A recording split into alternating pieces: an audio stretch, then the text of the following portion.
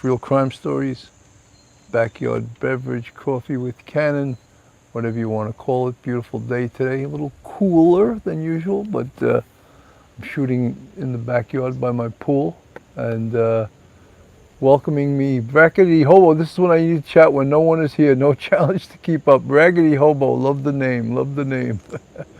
So, as you guys know, I put it all over social media. I had a great interview yesterday with People Magazine Investigates, and for a documentary, Cowboy and Saddle.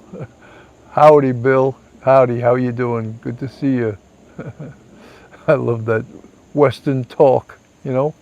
Jeff Litwiller, morning boss. How are you, Jeff? Good to see you. So yeah, it's hi, Sergeant Bill, Cheryl F, Sarah Loeb. Hi, been watching from UK. Listen so much that my 6-year-old son says how much he loves your voice. Well, thank you. That's very nice to hear. So yeah, yesterday I was out on Long Island. I was on Long Island where I grew up. It's like a salmon going back home to where he was spawned. You know, I naturally returned to Long Island. But People Magazine Investigates. They interviewed me in a shop in Lindenhurst, and then that went on, I guess, for about I would say about 2.5, 3 hours. How much they use of it, I have no idea how much they're going to use of it. You know, they're going to edit a lot of it, and they'll use some of it. But again, it was on. Tom Cusinelli, good to see you, buddy. It's on, of course, the Gilgo case. And, you know, obviously Rex Heuermann, they refer to it as the LISK, L-I-S-K, Long Island serial killer case. It's not going away, you know. It's not going away. There's been 3 arrests, as we know. Oh, he's not 3 arrests. He's been charged. Rex Heuermann has been charged with 3 of the murders, right? Of Melissa, of Bartolome, Amberlynn Costello and Megan Waterman, and he hasn't been charged with Maureen Brainerd Barnes. Am I correct in that, or am I making a mistake? My brain is a little bit toxic right now. I was spent so much time being interviewed that now I don't know what's up and what's down. You know, so it's he's been charged. Let's see. Let me get to the page where they have the charges. So Maureen Brainerd Barnes, she disappeared in Scott Messersmith. How are you? eBay. Hi, Becky. In 2007, and she was from New York City. I mean, when you dig deep into these stories, it's hard to believe how long some of these women were missing for. So she had been missing, Maureen Brainerd Barnes, since 2007, and the one known as the Gilgo Jane Doe number 7, she had been missing since 1996. So that's the questions that is the huge mystery also now, is that did Rex Heuermann commit all of these murders, or is he only responsible for the Gilgo 4? I happen to think that other than Shannon Gilbert, I don't believe he committed that one. I really don't. I'm not sure about Miss Vergata either, the young lady who was missing since 1996. Karen Vergata. I'm not sure he did that one either. That is a different... Ronnie Tear, hi, Sergeant Bill from East Meadow, Long Island, right next door to my town that I grew up in, Levittown. East Meadow, Levittown, next door neighbors. Good to see you. Peter Pranzo, Lieutenant Pete. Rachella's shopping, Lieutenant Pete's in the car, so at least he has some entertainment. Lieutenant Pete can listen to Coffee with Cannon, backyard beverage, bitching with Bill, whatever you want to call it. But thanks, Lieutenant Pete, for joining me. 84 in the chat, 31 with the thumbs up. Welcome, welcome, welcome. So it was very interesting because although I've been covering this case a lot, I don't have things just memorized. When I do Manifest It with Jacqueline Johnson, how are you? Manifest it. Jacqueline, good to see you. Always good to see you. Teresa, love the way you spell your name, Teresa. So I don't have a lot of this stuff committed to memory, because when I go to things that are very technical, I'll put a photograph up on the screen when I'm doing my podcast, and I'll refer to a reference. I've written it down, or some other technical reference. And but yesterday I had to remember stuff on the fly, technical things like DNA and the Gilgo 4, what Rex was being charged with, the hairs found on the bodies that were connected to DNA evidence, mitochondrial DNA. I was like, whoa, I don't necessarily have all of this stuff at my fingertips that I can just spew it forth. Even when you teach, you use notes, and when you're live on camera, you can't use notes. You have to, you have to know it at that point. So it was interesting, and I had a producer from People Magazine Investigates, Lauren Vance, very nice lady, and she was prepping me and asking me the questions during the interview. Greg McNeely, I introduced the word surreptitiously to People Magazine Investigates yesterday. I think they liked it. They may be using that word in the future. Thomas Jordan, good to see you, Thomas. Always good to see you. So yeah, it was a really interesting thing, and I did earlier this morning. I did an episode just for Commander, Police Love the Coffee Cuffs and Candid Cannon, Bitching with Bill, Poolside Police Chats. There's a million names for this show, There's just a million names, but the important thing is we're together here, and we're having some fun, and we're talking, and it's a beautiful day. It's a beautiful day. I did not have to use my AK. None of my friends got killed today. It was a very good day. I used to do that rap to my students, and they'd say, Professor, you're whack. And it would make me laugh, but we had some laughs together, James Burke just arrested, ha ha ha. He was arrested a while ago, Yeah, so we spoke about that too. I think that's going to be the big story. Of course, the story in this case, the Long Island serial killer case. Michael, how are you, buddy? Of course, is the deaths of all these women, these victims dumped around Gilgo. But the big story is also that everyone, the elephant in the room, if you will, is why did it take so long to make an arrest? And People Magazine Investigates, ATS News, how are you? Good to see you. They wanted to know the answer to that question too. And there's actually no hiding it. There was some problems with the Suffolk County Police during this investigation of this case.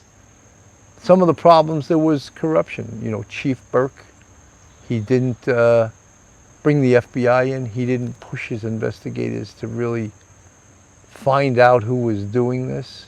The information they had on Amber Costello about the green Chevy Avalanche, the fact that a man fitting Rex Uerman's description came to their house. David Schaller, who was her roommate / pimp, he claimed that he was interviewed numerous times by the Suffolk County Police, so that they had all this information, yet they did nothing with it. Lovebug 53, hello.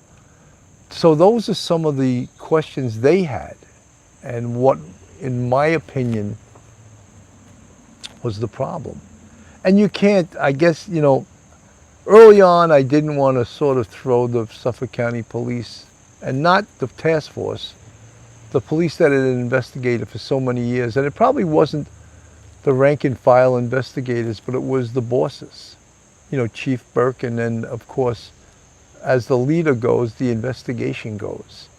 And he was not in the right place. Of course, he took an arrest.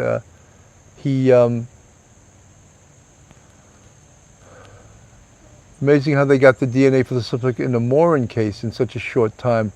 Well, in the Morin case, you're referring to the woman in Maryland who was beaten to death and apparently sexually assaulted. They submitted that DNA rather quickly, and the DNA from her crime scene was a hit in the CODIS database of forensic DNA. And that's how it was identified that quickly. And we talk about a million times, sometimes ad nauseum I say it, that the two categories of DNA in CODIS are convicted offender and forensic DNA. Forensic DNA is DNA from crime scenes that has yet to be identified. That's in the Rachel Morin case. That's what her DNA was compared against. And of course, that was from a home invasion burglary in Los Angeles, California, where a 14-year-old was assaulted. They're saying not sexually assaulted, but I don't know if that's true. Wendy Kraft, see, she's learning. She said she knew the forensic answer today. So you guys are paying attention, you know. Now, all you have to do is at a dinner party, pull out the word surreptitiously. Your dinner guests or your cocktail guests will say, where'd you get that word from? Jenny Benny, gotcha. Schmitty, hello, Sergeant Bill Cannon's cronies. Good to see you, Schmitty. Haven't seen you in a while. Where you been? I know it's summertime. The summer's almost over, guys. Well, it's not as we know it. It's the Labor Day is the signal of the end of summer, right? So today is August 22nd, 2023. Do you know October 31st, 2023, I'll have been retired from the NYPD for 12 years. 12 years. Is that unbelievable? 12 years can go by so quickly, you know? 12 years, and I have a son. My oldest son is 31 years old, and my youngest one is 28, going to be 29 in January. It's incredible. I guess you can't think of life in numbers. You just gotta live your life and ignore the number and just have a good life. And I was out of town for 2 days and come back, and I have catching up to do. Was watching your show when this crime on. Oi, Schmitty, always welcome back. Thank you for coming back, and I hope you had a great vacation. Everyone always needs to go on vacation. You need to let your hair down. You need to relax. If you're still working, you need to get away from your job. You need to get away from all the things that give you stress and just chill out. Lieutenant Pete has been retired for 34 years, and his kids are in their 50s. He's laughing at that. That's cool, Lieutenant Pete. It's great. Ron J says it's 4 months till the winter solstice. Well, so, you know, we also took a ride last night after I was interviewed in Lindenhurst to Oak Beach. And I hadn't been out there. Wow. I was actually to Captree Boat Basin a few years ago, and I was with some friends. We had a couple of drinks at the bar there, but I hadn't been to Oak Beach because when I grew up in Levittown, and they loved that I was a Long Island boy coming back. They go, talk about Long Island. Tell us about Long Island. And I just said, you know, I don't think that this Gilgo case is going to damage Long Island. I mean, Long Island is beautiful, you know. People move to Long Island to get out of the city, to get away from crime, to get away from the hustle and bustle of Manhattan, to get away from the crazy nutcase politicians in New York City and the state. And that's why they moved to Long Island, to give a better life for their family and their kids. And that's the life I led when I was a kid. Even though I was one of 8 kids, I didn't live an affluent life, but it was sort of nice to be so close to Jones Beach. I grew up in Levittown. It was like 15 minutes from Jones Beach. As kids, we used to hitchhike on Wantagh Parkway to Jones Beach, and we used to think back then it was safe, you know. You never heard of like the kind of crimes you hear of today. And then I explained, you know, the ocean being so close, and Raggedy Hobo's the youngest of 10. Whoa, I was third oldest of 8. Wow, yeah, third oldest of 8. 5 boys and 3 girls. I think my mother spent most of her life pregnant, you know. Unbelievable. Um, anyway, talking about Long Island, you know, Nassau County now is even houses in where I grew up in Levittown. Roger Still, 107 here from Levittown, hitched all over to Jones a lot. Yeah, and I remember as a kid, Gilgo Beach was like, oh, that's where all the surfers go. It's so cool, Gilgo. If you're a surfer, that's where you go, because Jones Beach did not allow surfing. So people would have to travel further east on Ocean Parkway to go surfing. And Gilgo was the place. And I remember going once in a while to Gilgo to watch the surfers. I thought it was so cool. Thomas Jordan was born and raised in Rockaway Beach. It's all the same ocean, Thomas, right? Just further towards Queens, right? Queens is actually on the fish. Long Island is shaped like a fish. It's in the head of the fish, Queens, right? Further east was Zack's Bay. That's right. That's on the bay side. Phil Bonds is 6 of 8, number 6 of 8. There was so many big families out on Long Island, Levittown especially. I think Levittown was civil service capital of the world, cops, firemen, sanitation workers. That's what, you know, more blue collar workers and not as many. Well, there was white collar workers, but, you know, now, you know, getting a house in Levittown, my parents, I can't remember what year it was, but they paid $14,990 for our house. And it was a typical Cape Cod in Levittown with 1 bathroom. Could you believe we survived with 10 people in a house with 1 bathroom for all the years we lived in that house? My God, that was so crazy, you know. Cheryl F., Ron J., I played Little League with Tommy Cannon. Brother, yes, he is my brother, Tommy Cannon, yes. He actually was a cop for a few years, maybe like 4 or 5 years. And then he didn't like the job. He left and he had his own, or still does to this day, has his own landscape construction business. And that's what he does. He still works like a dog at the age of, I guess he's about 62, 63. And that landscaping is no joke. That is really hard work. Let me get back to the case. I always get talking about everything but the case.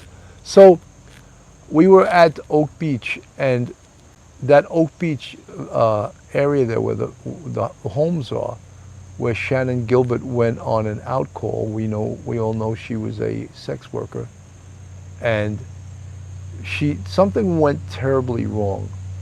In the house of the John, she called 911, and you could hear her screaming on the phone, and you could hear other voices in the background during these 911 calls. And you could hear the John talking like he wanted to get her out of his house, because he obviously sensed that something was going horribly wrong. And we don't know what took place in that house. And she was driven there by a driver that took her till the Oak Beach area, Oak Beach Homeowners, I guess it was called. And he took her there from Manhattan. However, Shannon Gilbert didn't know where she was. All she knew was that she was on Long Island. She had no idea. And potentially she could have come from the direction of the highway that goes towards the Fire Island Bridge, you know, the Robert Moses Causeway. And at some point it says westbound Jones Beach. And she may have just remembered seeing that sign. Case Sellers, any info on James Burke being arrested today? I haven't heard anything about that, guys. This is the first I'm hearing it. I was out all morning. I didn't get to be, I'm going to check it out after I get off the air. But I can't check it out now because obviously I'm doing this show, Coffee with Cannon, Backyard Beverage, Bitchin' with Bill. I'm on my phone, so I can't just pop into the computer right now. So then Shannon Gilbert ran from the Johns house to the house of an older man who he himself called 911 for her. And she again was screaming, and he described her as a 14-year-old girl. And Phil Grimaldi, hello Bill and hello all from the Bahamas. Phil Grimaldi's in the Bahamas, having a good time. Phil, hope you're having a great time. I know it's beautiful there. Atlantis in the Bahamas, right? It's just gorgeous there. Anyway, so then she ran to a third house, and she was screaming, and the woman in that house was afraid she wouldn't let her in her house, and she herself called 911. And then you could hear Shannon Gilbert on the 911 call screaming, someone's after me, they're going to kill me. And that was the last she was ever heard from. So in the People magazine Investigates, they asked my opinion whether I felt that Rex Heuermann was responsible for Shannon Gilbert's death. And in my opinion, I said no, I don't believe so. I believe there was too many other people there.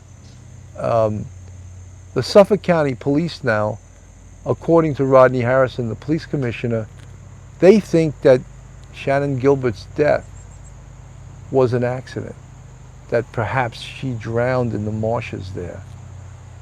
There's a lot of discrepancy, there's a lot of conspiracy theories about that, because initially, I believe the autopsy done by the Suffolk County Medical Examiner did not find that it was homicidal, that she wasn't murdered. However, the family and the attorney Johnny Ray, as we refer to him as, they hired former New York City Chief Medical Examiner Michael Baden to do an additional autopsy. And he ruled it death by asphyxiation, and he ruled it was a homicide. So I don't know. I don't know what I don't think that it was homicidal. That's my opinion. Many people are very James Burke arrested this morning, solicitation in Brookhaven Park. Wow. He still hasn't learned his lesson, you know. Soliciting a prostitute, is that what the charge was? Sad story, right, with James Burke, but he potentially screwed this case up. And you know what's going to make this an even bigger story? If the investigation finds that there were more murders by Rex Heuermann during the years that this investigation basically wasn't going anywhere. And one of the big surprises to me and to a lot of people was that when Rodney Harrison took over in 2021, I think he was first brought on as the Suffolk County Police Commissioner. He said that Gilgo is going to be a priority. The Gilgo Beach case is going to be a priority. And to his astonishment, he had found out that one investigator was assigned to the case. One investigator full-time, and that person was not working the case exclusively, was still in the catching order, the detective catching order. And what that means is that he was being assigned other cases besides the Gilgo Beach case. And so, you know, the catalyst to solving this case obviously was Rodney Harrison. Carmelita, good to see you.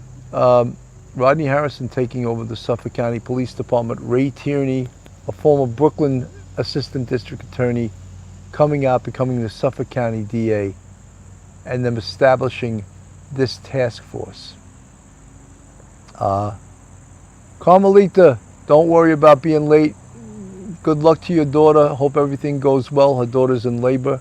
So hope everything goes well with your new grandchild. Um, so Rodney Harrison establishing the task force, and it's not clear if you listen to Ray Tierney. He's the one that established it. Rodney Harrison doesn't really dispute that, but I think he probably established it. He's a humble guy. Anyway, that was the catalyst to solving this case. What does it cost to process DNA for just one swab? You know something? That's a good question. I don't know that, although I know it's quite expensive. I think $100 is a joke. I think it's because it not only has to be processed, it has to be put together by a lab. A lab does the DNA work. That's not cheap. So if they're doing work like atreon Labs that does the work, a lot of the investigative genetic genealogy, that's a good question. I would love to know. What does it cost to process a DNA sample, to do an investigation on a DNA exemplar? Great question. No one talks about that, because I don't think that municipalities necessarily want to test all their forensic crime scenes because of the cost. And we've seen some horrible examples of that across the country. Eliza Fletcher, I always bring up her case. She was murdered last year in Memphis while out on a jog by a savage who had spent 20 years in prison for kidnapping an attorney at gunpoint and throwing him in his trunk. And he was the subject of a forcible rape about 6 months earlier, and had they processed the DNA from that crime scene, the sexual evidence collection kit, potentially he would have been in jail, held without bail because of his criminal history. But instead, they never sent the sexual offense evidence collection kit in to be processed. So he was out on the street, available to do a murder of Eliza Fletcher. So, I'm sure there's cases like that all over the country.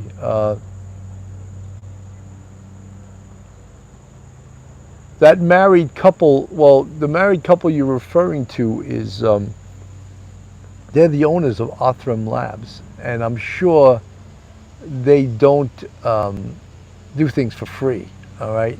How could they? Hiring people to do this kind of work, running this lab costs money. They can't do things for free. So they process middlemen. Kristen Middleman is her name. And her and her husband own atreon Labs in Texas. And it's become one of the premier investigative genetic genealogy labs in the country. So getting back to the Long Island serial killer case, we don't know at this point whether Rex Heuermann committed other murders other than, and we don't even know if the other 7 bodies that were found in the Gilgo area, including Peaches and the toddler, Sharon Reynolds, DNA tests can run from $6,000 to $50,000, according to Pablo Sacada. Pablo, how do you know that? Where did you get that figure from? And I'm not trying to put you on the spot. I would just like to know. And I'm sure you're probably right. It's not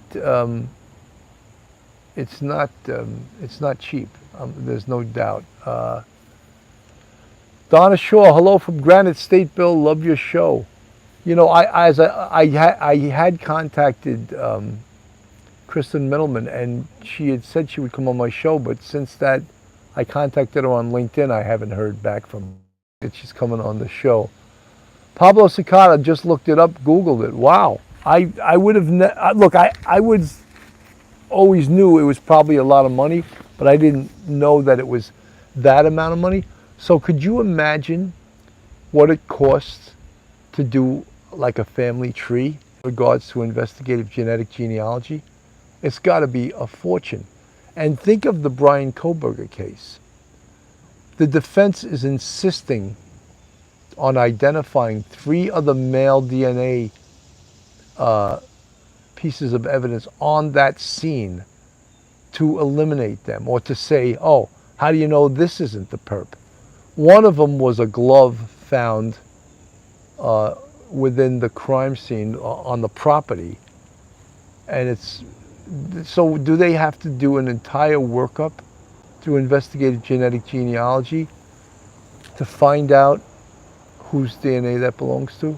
Potentially the glove that was found there could have just been dumped by not a criminal, but someone from the press, someone walking, or dropped accidentally from someone walking up to that crime scene onto the property. So, but just think of the cost. And now, of course, the defense for Bryan Kohberger can use that to create doubt, right? That alibi is laughable for Bryan Kohberger. Yes, he was just driving around in his car. He does that all the time, you know. He drives around in his car, and he drove around near 1122 King Road 12 other times as he was reconning the location, you know. Just they're trying to explain why he was just driving around.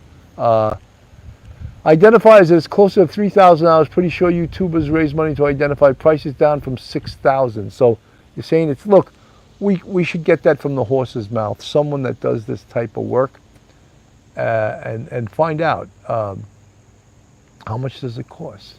But as you can see, it's not cheap, right? So you can understand, while municipalities will say, oh, don't test those sexual offense evidence kits unless we have a suspect in mind, right? Bill, what else can they say as for BK's alibi? Well, he clearly doesn't have one, you know. So they want to just use this and create doubt. But he's not going to go up on the stand. That would be suicidal, you know. BK trial is scary, but I'm going to wait until the trial is over. Well, yeah, the trial, you know, the judge is trying to get the trial going on October 2nd. He's trying to have it come in when it's supposed to come in. I don't think that, I still don't think it's going to go on October 2nd. But Judge, that's his name actually, he's looking to bring it in on time. And he's looking to bring this trial to go. But I think more likely the defense will object to, they'll ask for more time. They'll ask for more time. And how do we know that on the day of the start of the trial, October 2nd, the prosecution doesn't come in and dump tons more evidence on the desks for the defense as discovery, and now the defense has to read and process all this new evidence? How do we know that that the prosecution won't do that? We don't know that, right? We don't know that they may do that, right? They may do that. So it's one of those things that we don't know. So the October 2nd date, I'm still predicting it's not going to happen. I still don't think it'll happen. Ancestry process all DNA tests for $60 to $100. But you know, Ancestry.com does not do work for law enforcement. They make that clear. They don't cooperate with law enforcement. So if law enforcement wants to use something from Ancestry.com site, they would have to subpoena it. And Ancestry.com fights the subpoenas. So I believe there's two sites that are law enforcement friendly.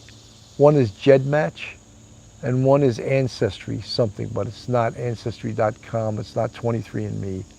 So there's many of these genetic genealogy sites that are not cooperative with law enforcement. So I guess they do that because when people submit their DNA, BK and coronary many times prior to 11/13th, only time his phone was not turned on was November 13th. Isn't that curious? Isn't that special, as they used to say, you know? So according to my compadre, Professor Michael Geary, Wishing Bee, GEDmatch or Family Tree DNA are the only two that are law enforcement friendly. And they are the ones that have the least amount of members, of people that actually sign up for them. Change your name, Wendy Kraft. Consciousness of guilt, as Mike Geary would say. I was just about ready to say that, Phil. You know, Mike Geary sent me something today, and his school, Albertus Magnus, Mike Geary had designed the criminal justice program for Albertus Magnus several years ago, and they just were deemed the #1 criminal justice school in Connecticut for the program that Mike Geary designed. Thumbs up to Mike Geary. I told you he was a smart guy. So Mike Geary designed the criminal justice program at Albertus Magnus. So I'm thrilled to have Mike on the show. He's a great addition, he's a smart guy, and it's always good to have his input. Yes, Smitty, it is awesome, isn't it? Professor Mike, Father Mike as we call him. Jeanette Rebel, Wendy Kraft. Guys, there's 254 people in the chat, 120 with the thumbs up. I was talking about the Long Island serial killer case. You know, one thing I got to yesterday when I was interviewed was, legal-minded friends, it's so hot here I could jump into the pool, except you're on the other side of the pond. So one thing that I said is that when the trial for Rex Schumann occurs, and we don't know exactly when it's going to happen, if he gets convicted, and you know, they have a tremendous amount of evidence, it looks like he very potentially well could get convicted, right? And of course, I have to say he's innocent till proven guilty. However, the other 7 cases, the other bodies found on Gilgo, will they ever be able to connect those to Rex Schumann?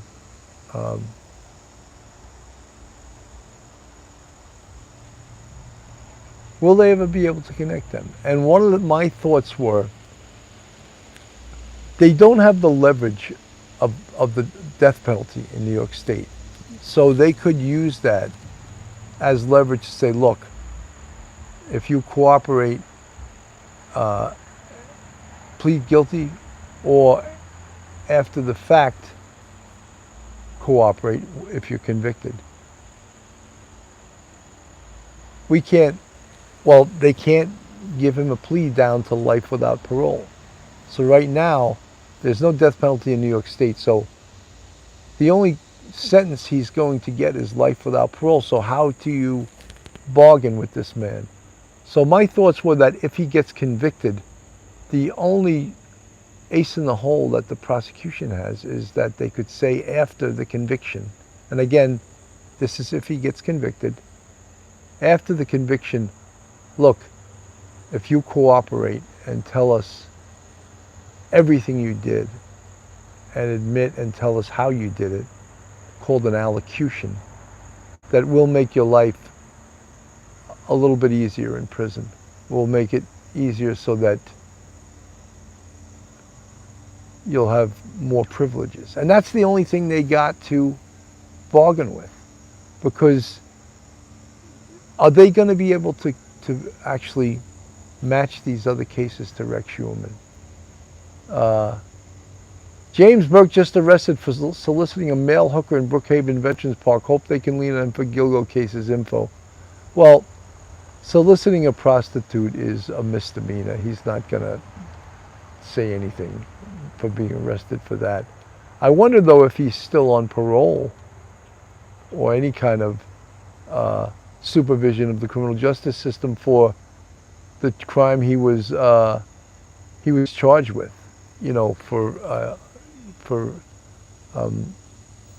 beating up that the person that broke into his car and allegedly stole some sex tape. I wonder if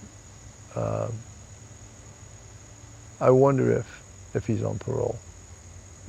If he's on parole, he could be violated and sent back to prison for any time that he potentially could owe.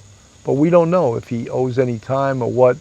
Yeah, but look, we know that. But so I was saying about Rex Heuermann, the only way they can, minus, of course, investigation and forensic or DNA evidence connecting him to these other crimes, perhaps if he's convicted, maybe at that point realizing that it's fruitless to pretend that he didn't do other crimes, that perhaps then he'll confess. And they're still saying that he's a potential suspect in 4 murders in Las Vegas. And they're trying to connect him to those. However, they don't, right now there's no physical evidence, forensic evidence. There's, these investigations can take years, as you guys know. And, the amazing thing was that when they started this task force, and I believe it was in 2022, 6 weeks after they started the task force, hello Adele, they found out about the green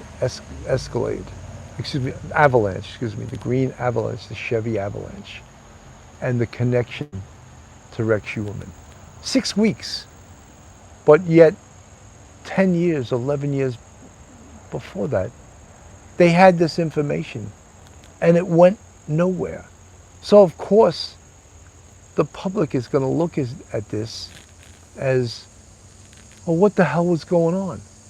How did a task force of detectives,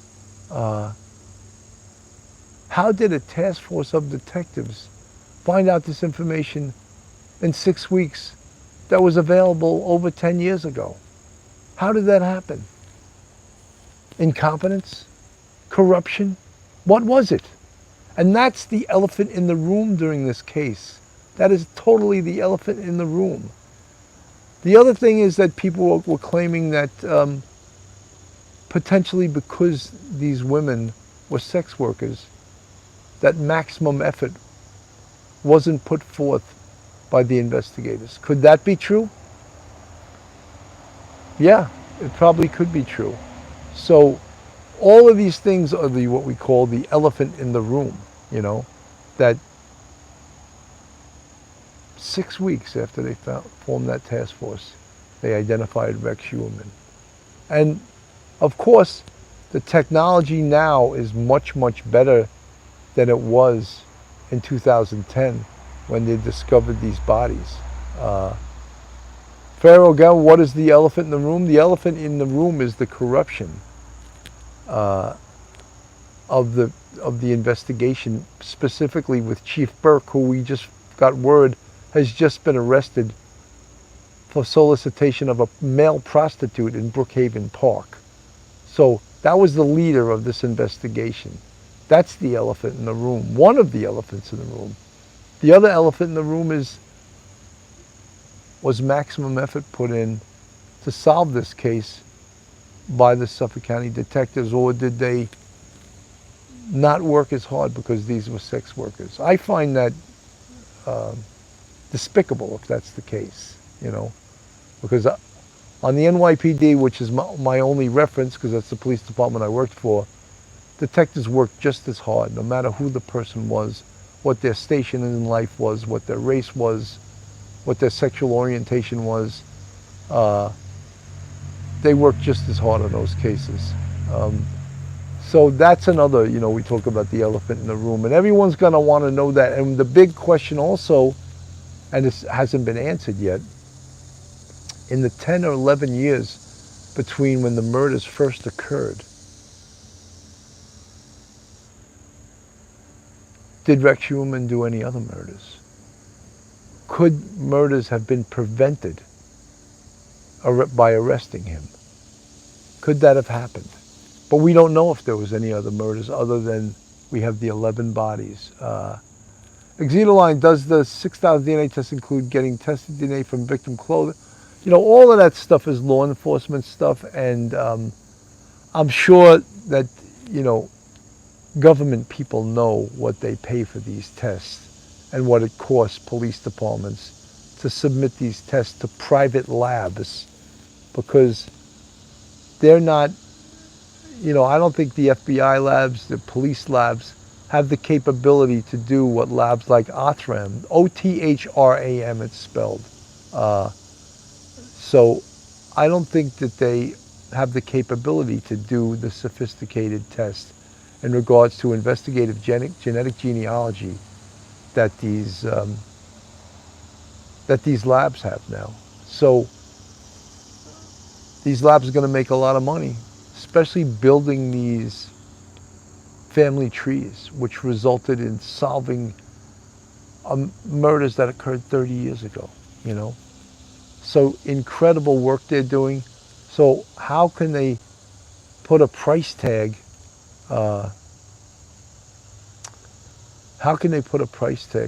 on solving a murder or murders, apprehending a serial killer like that? I think they got to pay, don't you think? I think they got to pay for these tests, and it's incredibly complex. And another big question they asked in my interview yesterday with People Magazine Investigates was, the why did they take down Rex Schuerman when they did? And I think that was answered by Rodney Harrison in his interview with Newsday, where he said, we thought it was necessary to make the arrest then. There was two reasons. One was the security of the case. And what does that mean? Well, when you slap down 300 or more subpoenas on private entities, is there potential that that information could leak to the person who the subpoena is the subject of? Absolutely. So they were afraid that Rex Schuerman could find out about, Sheriff South Carolina said a missing woman, Julie Ann Bean, was last seen. Yes, Rex Schuerman is also a suspect in a missing person homicide in South Carolina. So all of these cases are going to take more time and more investigation and more manpower to work on. So that's what we're dealing with in this case. And now the second reason was that they were afraid that Rex Schuerman was still capable of killing because he was still calling sex workers using his burner phone. He was still active in the sex worker community. So they were afraid that he was potentially going to kill again. So that was the two reasons. One was the security of the case. Two was the fact that Rex Schuerman was still acting out, still using burner phones, still calling sex workers. So they were afraid that Rex Schuerman could potentially kill again. So that was the reason for them taking the case down. Some of the things that we don't know that I would love to know is that 2 phones taken off the victims that he used to taunt their families. Did they recover those phones in the search warrants? I would love to know that. They recovered a burner phone that was used to call one of the sex workers. So you could see this evidence is plentiful and powerful as hell, Every PD and Sheriff's Department in the country is going to look into the cases. You're right, Scott. I mentioned teletype messages that go out to police departments. They're secret, they're only for law enforcement, and they tell all of the modus operandi, the signature of the offender, and they give that to law enforcement. And that's how other departments are apprised of the way that the Gilgo Beach serial killer Rex Schuerman works. Folks, I'm at 49 minutes, 26 seconds. I want to thank everyone for tuning in today. It's a beautiful day. I want you to enjoy the day. Thank you so much for tuning in. And someone's using some kind of chainsaw I can hear. But thank you for tuning in. And again, the People Magazine Investigates is on October 2nd on HBO Max and the ID channel. Have a great day, everyone, and God bless.